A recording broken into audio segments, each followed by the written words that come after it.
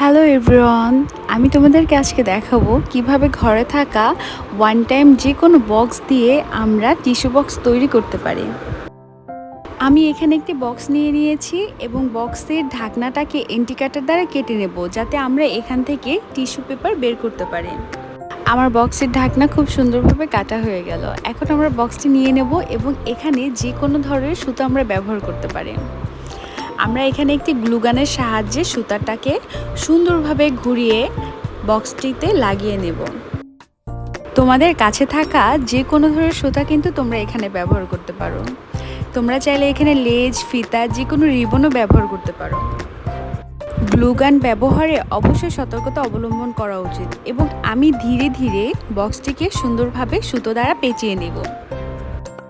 আমার বক্সটিতে সুতা লাগানো শেষ। এখন আমি একইভাবে বক্সের ঢাকনাটিতে সুতা লাগিয়ে নেব। তোমাদের কাছে যদি গ্লুগান না থাকে তাহলে তোমরা এখানে ফেভিকল বা আইকা আঠা ব্যবহার করতে পারো। আমার বক্সের ঢাকনায় সুতা লাগানো শেষ। এখন আমি এর উপরে জেসো অ্যাপ্লাই করব। জেসো লাগিয়ে বক্সের ঢাকনাটিকে ভালোভাবে শুকিয়ে নিতে হবে। জেসো ভালোভাবে শুকিয়ে গেছে। আমি এখন এরপর কিছু ফুল এবং পাতা এঁকে নেব। তোমরা চাইলে তোমাদের পছন্দ মতো যে কোনো ধরনের ফুল পাতা এঁকে নিতে পারো।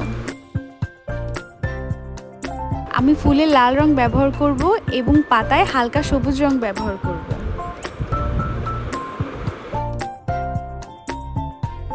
আমি এখানে অ্যাক্রিলিক কালার ব্যবহার করছি।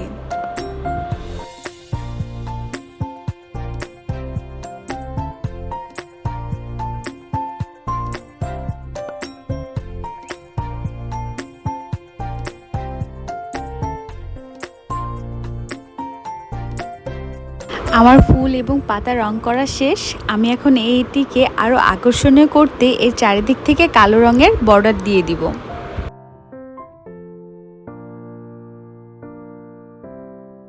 আমার ফুলগুলোর মাঝখানে খালি জায়গা রয়ে গেছে, এখানে আমি ব্রাউন কালার ব্যবহার করছি। এখন তিনটি সুতাকে একসাথে করে বেনুনি করে নেব এবং বেনুনিকে সুন্দরভাবে বক্সের চারিদিকে আঠার সাহায্যে লাগিয়ে নেব। বক্সের মাঝ বরাবর ফাঁকা অংশটুকুতেও আমরা একইভাবে বেনুনি আঠার সাহায্যে লাগিয়ে নেব।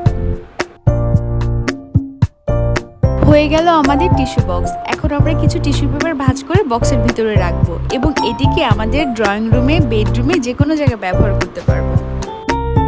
বন্ধুরা, এত সময় আমার সাথে থাকার জন্য তোমাদেরকে অসংখ্য ধন্যবাদ। পরবর্তীতে আবার কোনো ভিডিওতে দেখা হবে।